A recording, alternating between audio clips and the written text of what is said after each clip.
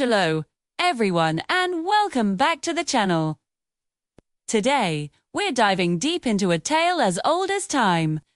A story that has captivated hearts for generations. Beauty and the Beast. You probably know the Disney version, with its singing teapots and charming candelabras.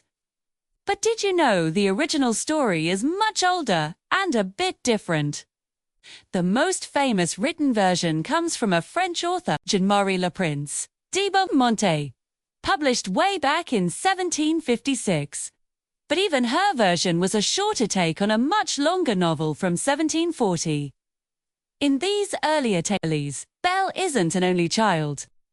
She has sisters, who are often portrayed as vain and jealous, which adds a whole new layer of family drama to the story. They're actually the ones who convince Belle to stay longer than she promised the Beast, hoping he'll get angry and devour her. A little right? And what about the Beast? In the original story, he isn't just physically monstrous. He's described as having a good heart but being quite unintelligent. Belle's love and conversation are what help him become more refined and thoughtful. It's less about a curse to be broken by love, and more about a transformation through genuine connection and intellectual companionship. The magic is in the relationship itself, not just a spell. The core message, of course, has always been the same. True beauty is found within. This idea was incredibly powerful in the 18th century, a time when society was very focused on appearances and strategic marriages. The story was a radical suggestion that you should look past wealth and looks to find a person of good character. It was a lesson for young women to value virtue over superficial qualities. Let's also talk about the Enchanted Castle. While Disney gave us a full staff of lively objects, the original story is much more subtle. The castle is magical, yes, but it's also a bit eerie and mysterious.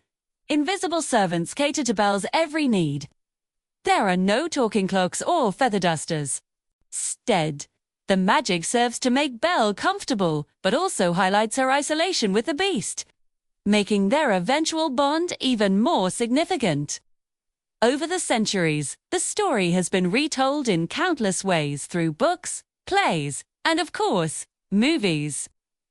Each version reflects the values of its time. 2. The 1991 Disney film, for example, made Belle a book-loving, independent thinker. A heroine who resonated with modern audiences. She wasn't just waiting for a prince. She wanted adventure and something more than her provincial life offered. It's fascinating how a simple story about a girl and a monster can hold so much meaning. It teaches us about empathy, courage, and the power of seeing beyond the surface. It's a timeless reminder that love and kindness can transform anyone, and that the most beautiful things in life are not what we see with our eyes, but what we feel with our hearts. What's your favorite version of Beauty and the Beast? Let me know in the comments below. I'd love to hear your thoughts. Thanks so much for watching, and if you enjoyed this little trip into fairy tale history, don't forget to like and subscribe for more. See you next time.